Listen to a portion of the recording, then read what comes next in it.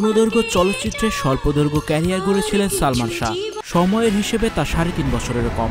চলচ্চিত্রের ক্যারিয়ারে 27টি ছবিতে অভিনয় করেছেন সালমান শাহ, যেখানে সর্বাধিক 14টিতেই নায়িকা হিসেবে ছিলেন শাবনূর। চোখের ভাষা বোঝেন? চোখ যে মনের আয়না, সে আয়নায় আমি এক মধুর স্বপ্ন দেখেছি। বলা হয় একমাত্র সালমান শাহের জন্যই চলচ্চিত্রের পায়ের মাটি শক্ত হয়েছিল শাবনূরের। তাই অভিনন্দন স্বরূপ এই সামান্য উপহার নিন।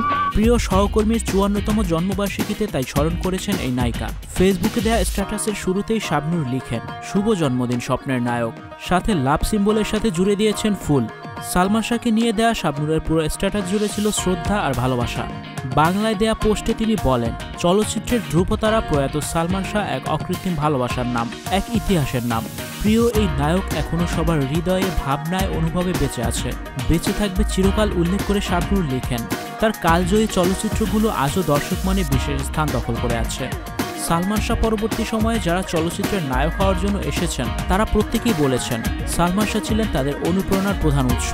জন্মদিনে বরাবরের মতো পরম শ্রদ্ধা ও ভালোবাসা স্মরণ করছি তোমাকে লিখে। সালমান শাহ যেন জান্নাতবাসী হয়, আল্লাহর কাছে সে প্রার্থনাই করেছেন শাবনূর। স্ট্যাটাস শেষে ছিল দোয়ার ইমোজি।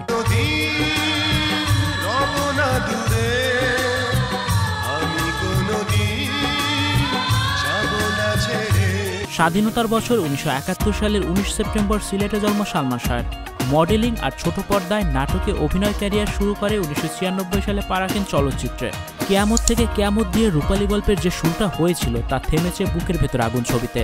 1996 সালের 6 সেপ্টেম্বর 25 বছর বয়সে পৃথিবীর মায়া ছাড়েন Salman Shah. Icon focus 24 TV, powered by 4D Fourth Dimension। আমাদের চ্যানেলটি সাবস্ক্রাইব করে আমাদের সাথে থাকুন।